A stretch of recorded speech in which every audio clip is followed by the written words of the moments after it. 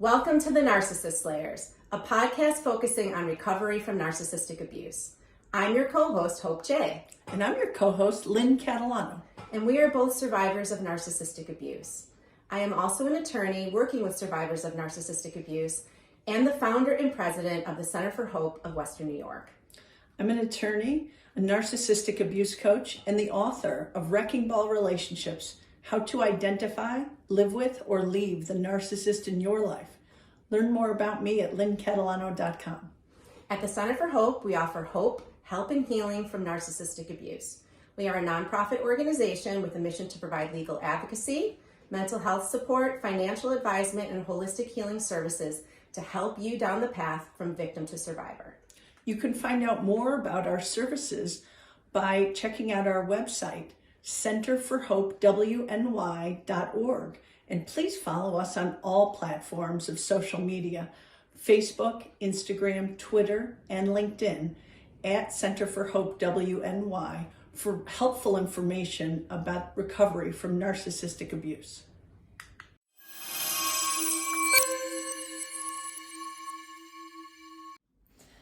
Today, we're going to explore the concept of why narcissists ruin all holidays and special occasions, family gatherings, etc. So we're really going to dive into this topic today. Before we do, everyone has to navigate difficult people. And I think that this applies to you, even if your family member may not suffer from narcissistic personality disorder, they still may be a very difficult person to be around. And so the tips and strategies we have for you today will help you and guide you through hopefully a very peaceful holiday season. I mean, isn't it true, Lynn, that everyone has a difficult family member, right? I mean, we I do. Yeah, we can't. We're not armchair diagnosing people during this podcast, right? No. What we do know though is that disordered people, people who are on the spectrum of, having a personality disorder, a cluster B personality disorder, tend to be much more disruptive at the holidays, right? Yes, absolutely. So we want to, help everybody that's listening today. It's December 1st, I believe, and give you some helpful tips to navigate the holidays, as successfully as possible with a difficult person in your life. Yes. So I have 5 things that narcissists consistently do on holidays and special occasions. So 1, they create drama where there wasn't any. I'm sure we've all seen this happen before. Number 2, they show up late on purpose. Mm-hmm. Sort of need to make an entrance. Number 3, they get jealous of you spending time with people, even those relatives that you may not see very often. 4, they demand attention. And 5, if they don't receive the attention, the recognition, the praise, the envy, all that narcissistic supply that they need, they will go into some form of a narcissistic rage storm. Yes. Whether it be an outward rage storm or the silent treatment, you're going to get it. You're gonna get it. Yeah. You're gonna get it. Yeah. So Hope, I know we both have so many personal stories about this type of behavior at the holidays. So, yeah. But Lynn, I think it before we delve into that, I think it's important, to give a little bit of sort of background as far as, why do narcissists behave this way at the holidays? I think, everybody kind of has a theory on that, but I think it's pretty simply explained, right? Yeah, please. We were just talking about this earlier before we started recording. I mean, the long and the short of it is during a holiday, Christmas or Thanksgiving or, a birthday that isn't the narcissist's birthday, right?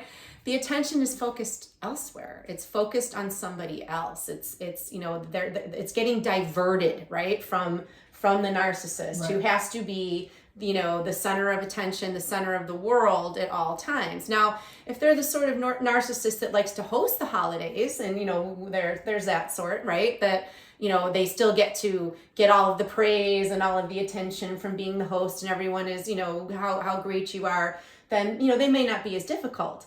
But if they have to sort of, be just a guest, or, like a person who is, that the attention is not being focused on, what you're going to find is that they're going to create some sort of drama, as you stated earlier. They're going to create some sort of problem.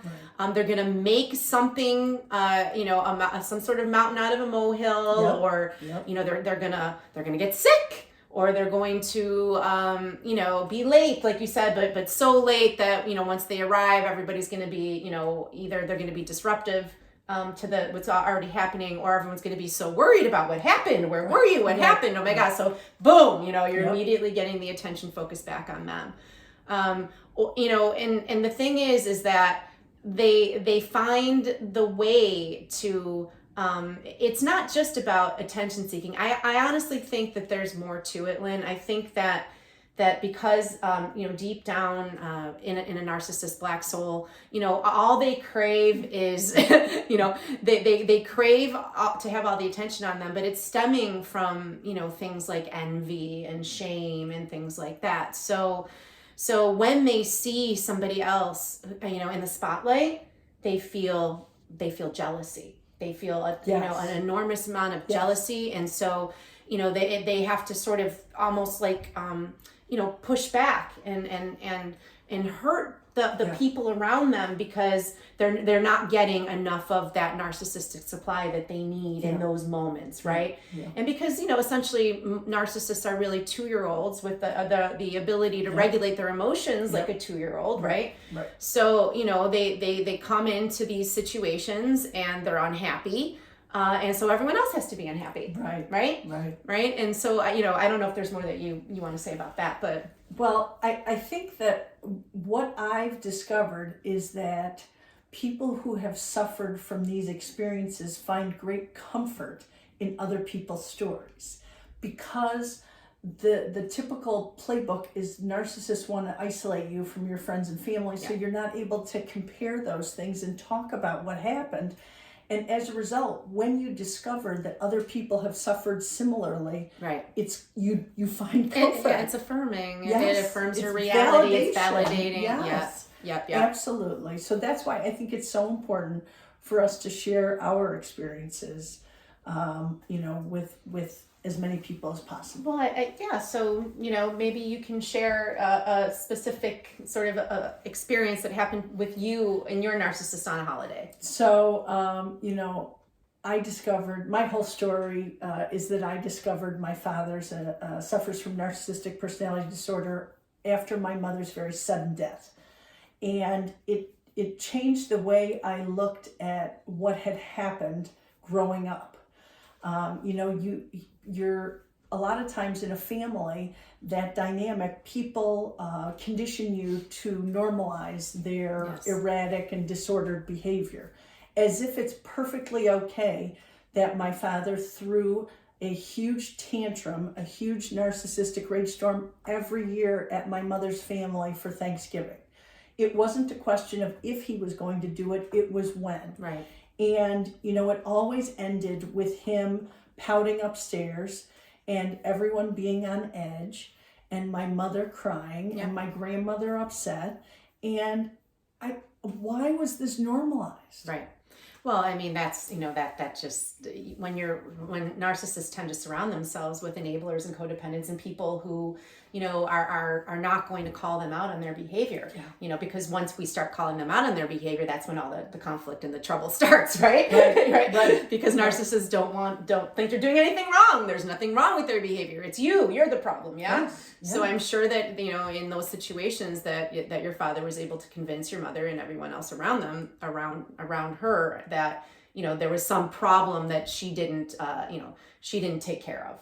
And so, you cater to They're emotional, dictators. Yes. Right? Terrorists. You're in a family constellation with somebody like this, whether it's a parent, whether it's a sibling, whether it's a romantic partner, a husband. We all, have to fall in line. Yep. Yeah. If we don't fall in line, then we're going to be dealing with the backlash and the consequences of not pleasing. And by the way, no matter what you do, you're never going to please them. Right. But, when you are part of a family constellation with somebody like this, they project, and blame everyone around them so much that we believe, we internalize and start to believe that there is something that if we only did this or didn't do that then we would be able to appease them. Right. And then this behavior wouldn't happen. So to have a family member that was constantly blowing up holidays, that's a pretty typical, experience for people who've grown up with a narcissistic parent or who are married to a narcissistic partner. We all know that when the holidays are approaching, and it's weird because I don't think that it's one of those things that you kind of, like you said, in retrospect, you kind of look back on it and you go, wait a minute. This is not normal. Right, I know. This is not normal. And not only is it not normal, but why does this happen every single year at Thanksgiving? Why does it happen on my birthday? Yes. How come every Valentine's Day this man is just ruining for us? But guess what? Right? Guess what? My life now is with the same group of people because I still celebrate Thanksgiving with my mother's family, and it's completely different. Peaceful. Yep. And we are grateful for one another and our company, and it is amazing. Isn't it something, it's so validating to know that it was never you. Right? And it wasn't the family constellation, it's the family constellation that is reacting to the abuse. Yeah. And that, so, and again, when you have like a group of people who are so codependent and enabling of a little, tantrum throwing, toddler who is a grown man or, whatever that person is, you like you said, you normalize it. Yeah. And you think that, that's how you're supposed to behave. So, but what they amp it up at the holidays they amp it up at the holidays for all the reasons that I stated earlier. I know that, I experienced it as well, with my ex-narcissist, particularly. He loved to ruin, like I said, my birthday. He loved to ruin Valentine's Day. And again, I believe it was because, the attention wasn't on him. Somebody else was going to be celebrated that day. And, I think, and this is my personal opinion, and certainly people can disagree, but I think that they get pleasure out of ruining things for other people, because they are such unhappy people at their core that, if they're unhappy, then we all should be suffering. Right. Yeah. And so, I realized that this was happening in my relationship, that whenever my birthday was coming up, even though he would, with this particular birthday that we were talking about earlier, he had planned this whole event and I was so excited and I'm thinking, oh my God, I'm with this great guy and he's doing all these wonderful things for me. But then the night before my birthday, he would start like some ridiculous, like you said earlier, they would start some drama or something, right? Yeah. He would start some ridiculous argument that wasn't based in any kind of reality. And then, as you said, amp it up to the 100th degree.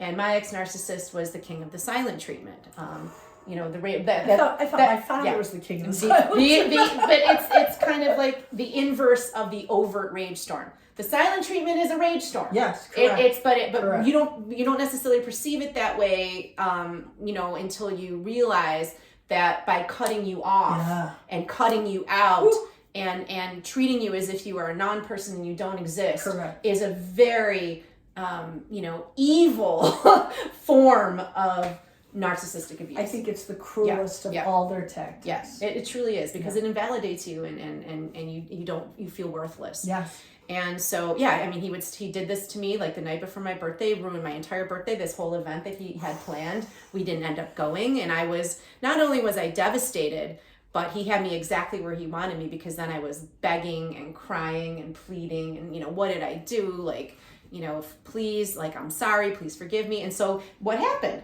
All the attention was diverted back to him, and he was the king. And, and so, they're very, very skillful at this, Lynn. Wow. Very skillful. Wow. Yeah. Wow. I gave you another example earlier. I was talking about one time my youngest child was turning 5. And you know, kids' birthday parties are a firm 2 hours. Like you set those real regimented, you know, people arrive at this time and you're leaving at this time. 5 years old, I think, is still when parents stay for some of it, at least. Oh, sure, yeah. And, you know, this was a time when I used to invite any of the grandparents and certainly any aunts and uncles that were around. We have very little local family, and so my father's brother and his wife, my aunt and uncle, would come as well. And so let's say the party was from 1 to 3. My father strolled in at like, I don't know, 2 o'clock. And, you know, it left me scratching my head. Like, I tried very hard not to focus on the fact that he wasn't there when the party started, because I did want to give my attention to my child. But isn't that so interesting? I don't mean to cut you off, but the fact that you were trying so hard not to focus on it is exactly what he wanted. That's the reaction that he wanted. He wanted everyone to notice that he wasn't there. Correct. Yep. And I will tell you, this was early in my journey of realizing who he was. And so I was still giving him that attention. Sure, of course. Yeah. And I didn't realize what he was doing at the time. So then he strolls in late. He kind of doesn't talk to anybody. I don't even think he says hello to the birthday girl. He has a whole 2 grandchildren, okay? Yeah. And like, what? And then he leaves without saying goodbye. Yeah. And that is a very typical way for people who suffer from this disorder to act. Yes. At a special occasion. Yes. I mean, they are going to cause all kinds of problems. Yep. They're going to make you feel awful about yourself. Yep. If there's a special event, you can count on them to ruin it somehow. Yeah. Whether it's causing a scene at the event, whether it's causing some kind of drama, with showing up late, starting a fight or an argument, you know, when everyone else is trying to get along, you know, and it just, as you said earlier, I think it's so important to realize that when that person and that personality is removed from the situation, you have a whole different experience of the holidays. It's miraculous. Yep. It is miraculous. And I think so often we're reluctant to do that because we have such guilt and shame wrapped into this, and we don't want to cut that person out. Right. But guess what? It's freedom. Yeah. Like, it's pure freedom. Like, I'm telling you, you know, Thanksgiving was just a week and a half ago or 2 weeks ago, and it was so wonderful. Well, you know, I think people that are listening to this podcast are probably, you know, in all different places with respect to their relationships with a narcissist in their life. They may still be living with them. They may still be relating to them if it's a parent, or, you know, they may be have recently split or have been split for some time. You know, one of the other topics that I wanted to talk about today is, you know, something that comes up at the holidays as well, which if you've been in a romantic relationship with a narcissist, you know, this is something you may have experienced. I know I've experienced it with my ex-narcissist, is that, you know, they understand innately that people are vulnerable at the holidays.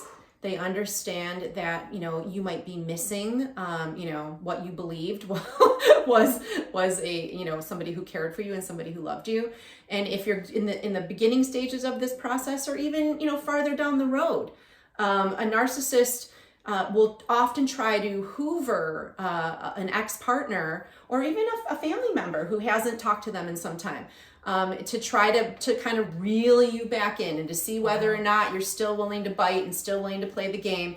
If you have taken the steps to set healthy boundaries and maybe exclude that person either by going no contact or making, you know, going gray rock, or making those decisions to kind of, you know, put distance between yourself and the narcissist. Right. They know the holidays are a vulnerable time. They know that they can, you know, they can remind you of all the good times you had and remember this and remember that. Or they might do something wacky and send, you know, some sort of a text that's very vague, or pretend that they meant to send it to somebody else when they're testing the waters. They're trying to see whether or not you're still open to play. Wow. And it's actually, they call it the holiday Hoover maneuver. It's a real thing. Wow. You know, it happens often during the holidays. They, like I said, they may text you, they may try to Facebook friend you. If you haven't blocked them, I always tell people block, block, block, block.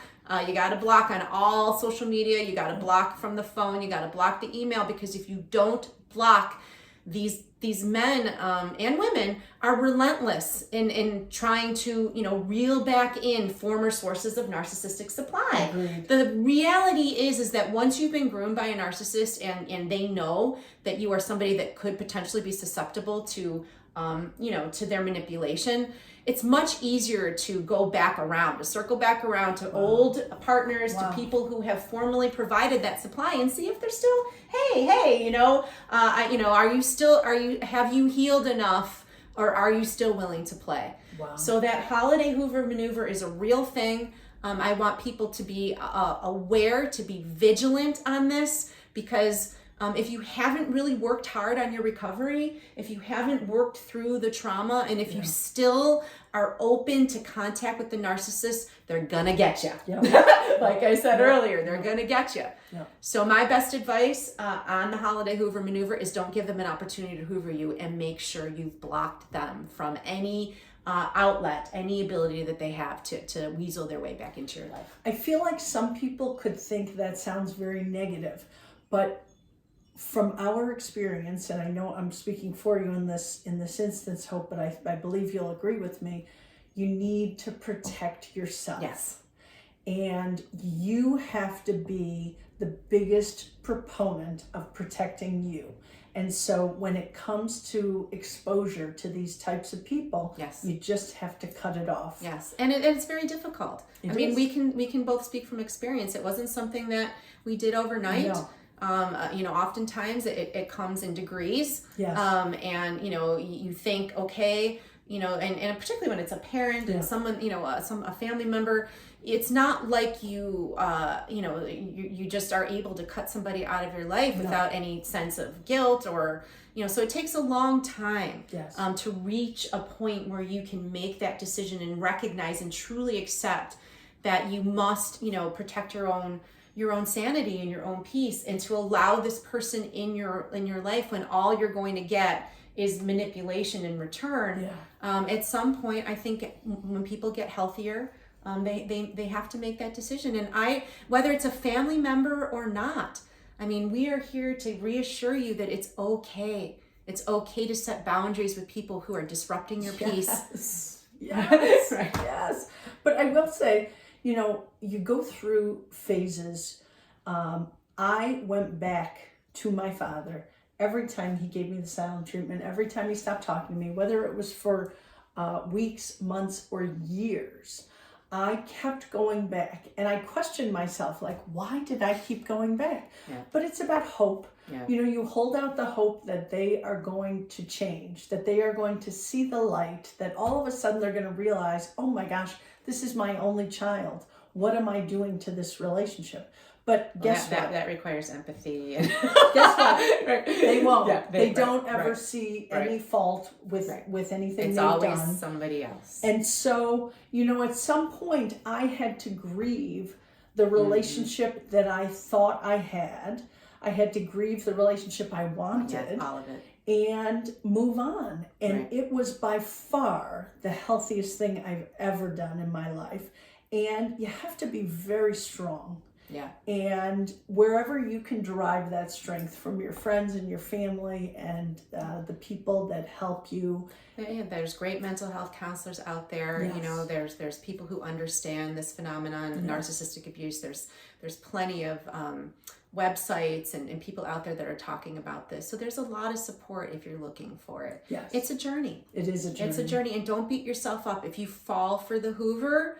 Unfortunately, you're going back on the dance floor with somebody like this, and it's going to end the same way, and it's going to end painfully. And I'm sorry that you have to go through this. I think, but like Lynn said, it takes most of us many times. It just, statistically speaking, it takes, people who are in abusive relationships, it takes them on average 7 times to leave their abuser. Wow. So, whether it's a romantic partner, a family member, whoever it is in your life that, is causing you pain and who you feel it's, an abusive, traumatic thing to be in a relationship with them. you can get better. They cannot, but you can. Okay. That's a hard thing to understand. Is there anything else, Lynn, that we needed to cover today on the holidays? As I feel like, yes. Okay. I just want to talk about 5 things that you can do to keep the peace during the holidays. And these are not necessarily things that are sustainable in the long haul, but remember, it's a holiday. Yeah. So it's one and done, right? So 5 things. 1, lower your expectations of the narcissist. Don't expect them to have empathy. They don't. And don't expect them to show concern for anyone else. They won't. Right. Number 2, they won't ever see your perspective. So just stick to their script. Remember, they slice the turkey. Oh, no one slices the turkey as good as you. Right. I mean, that's the script, okay? Yeah. Number 3, don't start an argument. You know their buttons. Don't push them. Number 4, be careful not to humiliate or challenge them. Like criticism, embarrassment, they do not handle it well. So just stay away from anything that would do that to them. And number 5, above all, don't tell them what to do. They will always do the opposite. Right. I promise I have a lot of experience in this area. So Lynn, this is the advice for people who are kind of going to hard knuckle it, White knuckle it, and for whatever reasons, maybe they can't, set that boundary where they can go no contact, or they have to attend a family gathering where somebody's going to be there. Yes. So I appreciate that that advice, because I think it's great advice for you to remove yourself as much as possible from engaging with somebody like this, because it's a no-win situation. So disengaging, and it's almost, I think a lot of that advice is sort of gray rock, right? You just kind of gray rock them if you you go because it doesn't right? It's not going to make a difference what you say. No, and it's just not worth your time and energy to try and challenge them. Like, that they're wrong about something all the time. Right. Leave it alone. Walk away. And like Lynn said, it's only a day, or a meal. If you have to go away and visit them, I would say my best advice would be not to stay. Yes. Get a hotel room. I agree. Try to keep yourself, in your physical space, and keep your peace as much as possible. Because they're gonna rile people up. They're gonna start an argument no matter what you do or don't do. Right. So it's not you. Right. But at the end of the day, again, this is a journey, and hopefully as people learn more about this disorder, learn more about themselves, and move on in their lives, that you'll be able to set good, healthy boundaries with people like this. And as I said earlier, there shouldn't be guilt or remorse in taking care of yourself. No. Okay. Above all, protect your mental, emotional, and physical health, because this type of stress has an immense effect on all of those things. So please. That's so true. So with that, we're going to wish everybody happy holidays, and come back and join us again in January with the Narcissist Slayers. All right. Take care.